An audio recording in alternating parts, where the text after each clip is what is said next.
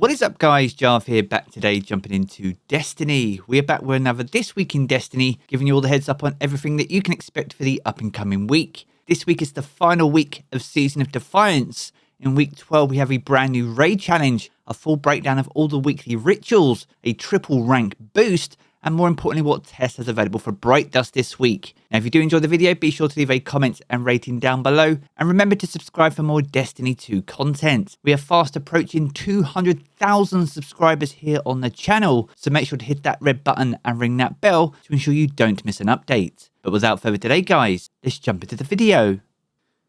Another week and another This Week in Destiny. This is week 12 of Season of Defiance, the final week of this season. Now this is also the final week of Guardian Games, so a perfect opportunity to earn some of those last medallions, chase down some of the Guardian Games weapons, and finish earning and gilding that champ seal. Now alongside the conclusion of Guardian Games, we also have a new raid challenge over in the Root of Nightmares raid. This week's challenge is called All Hands and takes place over at the Nezarec Encounter. Now for this, all fire team members must activate a light node and dark node during every DPS phase. And on top of that, players must also shoot the final node within a few seconds of each other. This challenge comes down to excellent communication and critical timing to make sure that you can complete this challenge consistently, especially if you require multiple DPS phases. Now if you and your team can pull this off though, then you'll be able to pick up an additional raid chest, granting yourself some additional raid loot. Now speaking of raid loot, moving on to the featured raid and dungeon content for week 12, the King's Fall raid returns as the featured raid this week. This means all the raid challenges are available in that raid, perfect if you're still looking to earn your Kingslayer seal. Now as things currently stand, none of the weapons in this raid are craftable, but if you're still chasing down god rolls on them, then this is a perfect way to jump in to pick those up. Now as for the featured dungeon though, Grasp of Avarice returns. This launched alongside the 30th anniversary pack and is one of my favourite dungeons. Now much like the King's Fall raid, if you can defeat the final bosses in both the raid and dungeon, each will offer their own pinnacle reward, which is perfect if you're still looking to finish the season at 1810, which is going to be the base power level throughout Season of the Deep. Now next up we're going to move on to Dares of Eternity and its 30th anniversary pack activity. This week sees the Pathfinder armor set return from Season of the Lost, and that's once again alongside the Scatterhorn armor set from Forsaken. Now naturally with Season of the Lost armor, we have Season of the Lost weapons as well, including the Fractithist, the Chrysuria Mellow, the Vulpecula, the Wolftone Draw, the Iota Draconis, the Canis Major, the Contingency Plan, the Legal Action 2, the Outrageous Fortune, the Steel Sybil, and the Spoiler Alert. Now these can all drop during the course of the activity when you complete it, or by handing in strange coins over at the Star Horse over in the Treasure Hoard. And much like a lot of the comments throughout the course of the season, I would love to see an update to the loot pool in Dares going into Season of the Deep.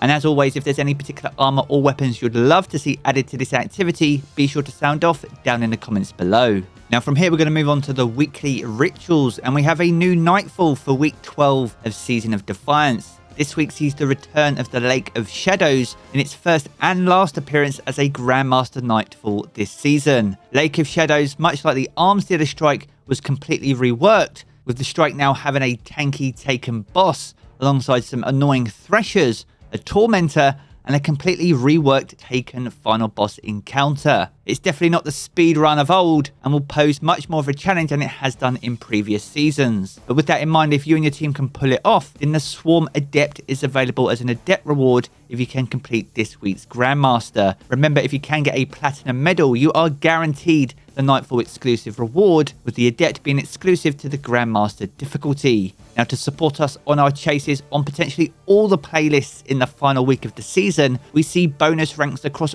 all ritual activities for the up and coming week.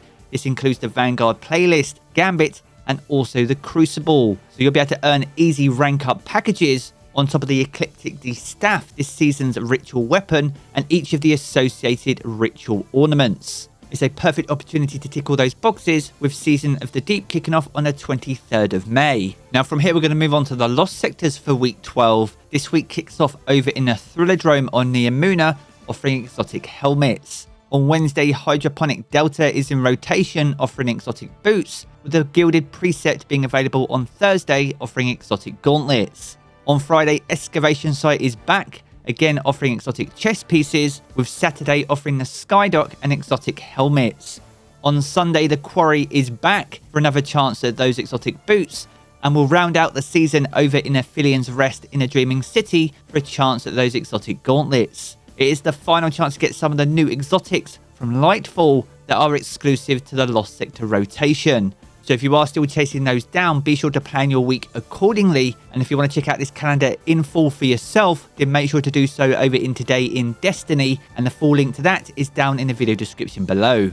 And once again, to wrap us up in this week in Destiny, we're going to take a look at what Tess has available for Bright Dust in week 12 of Season of Defiance. Now, over in the featured Bright Dust shelf, we have an exotic emote called Torchlight. Now, this is from a previous Guardian Games event all the way back in Season 10. So if you missed out on this will set you back 3,250 Bright Dust. That's alongside an exotic sparrow called Triple Bogey. This is brand new for this year's Guardian Games event and actually forms part of a cosmetic set. But if you're looking to pick it up on its own, this will set you back 2,500 Bright Dust. That's alongside the Contender's Entrance, a legendary transmat effect, which is from Season 13. So if you missed out on this from the previous Guardian Games event, this will set you back 450 Bright Dust this week. Now, as for the shaders this week, we have a firm fan favourite with Photo Finish returning. This is the only official RGB shader in Destiny. Now, you can see small hints of that on my Warlock's helmet here, but you can also apply this to many other cosmetics too, and you'll see that shortly with one of the up-and-coming sparrows.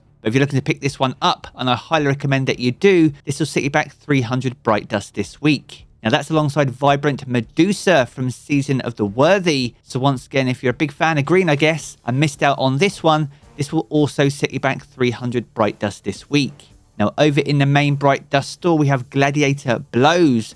This is a multiplayer emote, brand new for this year's Guardian Games, and will set you back a small remortgage at 4,250 Bright Dust. That's alongside a legendary emote called Powerlift. This is also from a previous Guardian Games event and will set you back just 700 Bright Dust this week. Next up, we have the Tug of War exotic Ghost Shell, brand new for this year's event. Much like the Sparrow, this is also part of the cosmetic set and will set you back 2,850 Bright Dust this week. Now, next up, we have Pistol Pose, this absolutely awesome exotic sparrow. Now, as we mentioned earlier, Photo Finish can be applied to any cosmetic, and this looks absolutely awesome on this sparrow. So if you really want to show off that shader, or you just want to pick up this absolutely awesome sparrow, then this will set you back 2,500 Bright Dust this week. That's alongside Victory's Herald, a very classic looking ship from a previous Guardian Games event, and this will set you back 2,000 Bright Dust this week. The penultimate item is a legendary ghost projection called Trophy, so if you've missed out on this one, this will set you back 1,500 Bright Dust this week.